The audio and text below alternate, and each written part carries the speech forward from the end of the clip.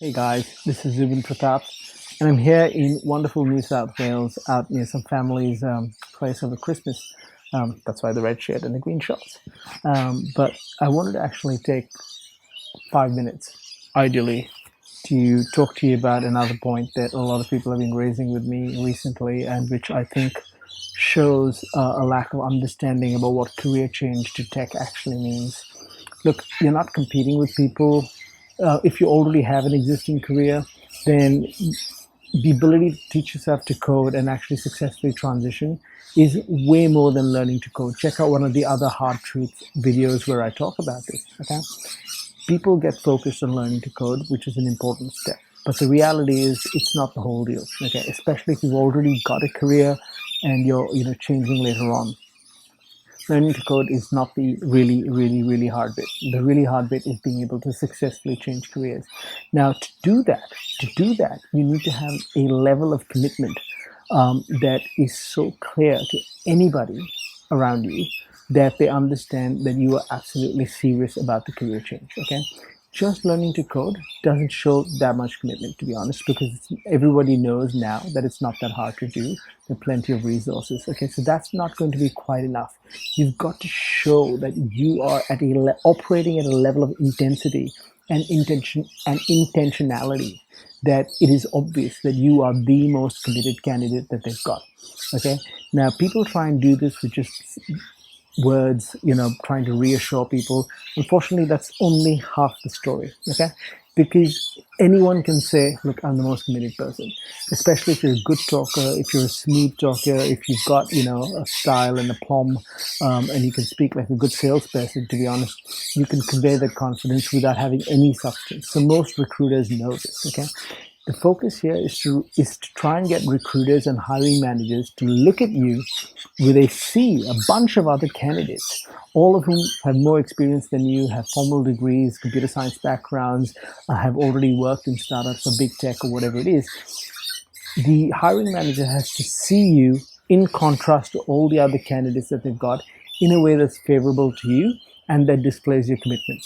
Now, if you're applying for really good quality jobs, there's going to be so much competition. So standing out purely on the basis of technical skill, purely on the basis of resumes, purely on the basis of your level of commitment, these are all very different skills and different practices that you need to master. So just keep in mind that learning to code is way more, becoming a professional coder is way more than learning to code.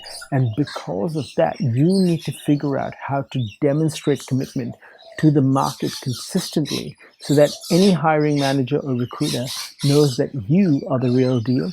You're completely focused on this career and you have evidence to back it up, because actions speak louder than words. We'll talk about this in another hard truth video, but it's easy to talk. It's really hard to demonstrate. Okay, and you know this yourself. I mean, if people just tell you stuff without very much substance, intuitively human beings are very good at picking up on bullshit. Okay, so don't try and bullshit your way through this. Try and figure out for yourself what the strategy is that will demonstrate your level of commitment.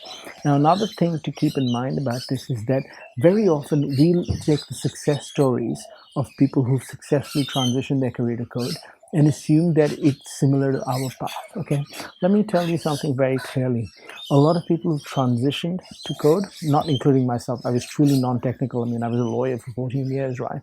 But a lot of people that I met in the industry who said they transitioned to code from other disciplines, it's kind of true. They did. I'm not taking that away from them. But a lot of them also had some technical background.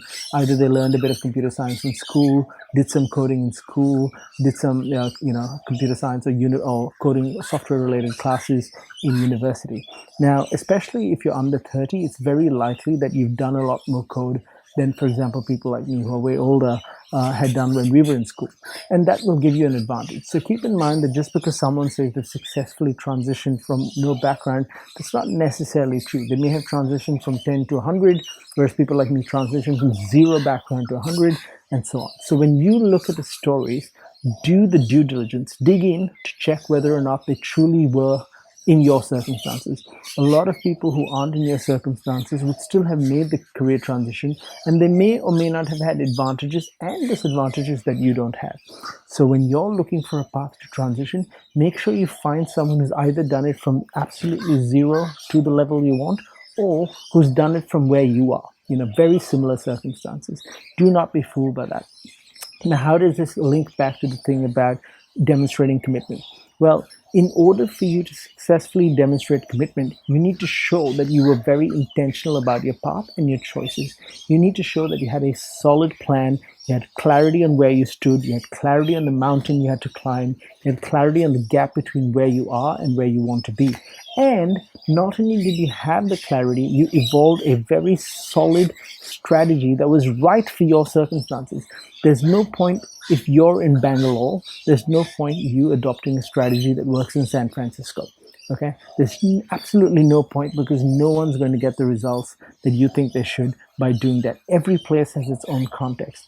So when you're demonstrating commitment, make sure it's commitment that makes sense in your context and proves your commitment in your context. It has to be context specific, and it has to demonstrate and be way more than empty words.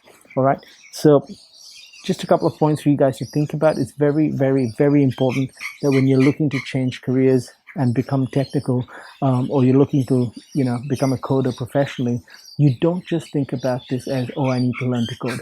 Believe me, guys, that's just one small piece of the puzzle. All right, there's a whole lot of other stuff. It's like saying that the only thing I need for my cake is flour. It's not true. You need eggs, butter, salt, a lot of things, okay, to make the cake. Same thing with career change. Your goal is not to learn to code. Your goal is to become a professional coder. I really hope you understand that.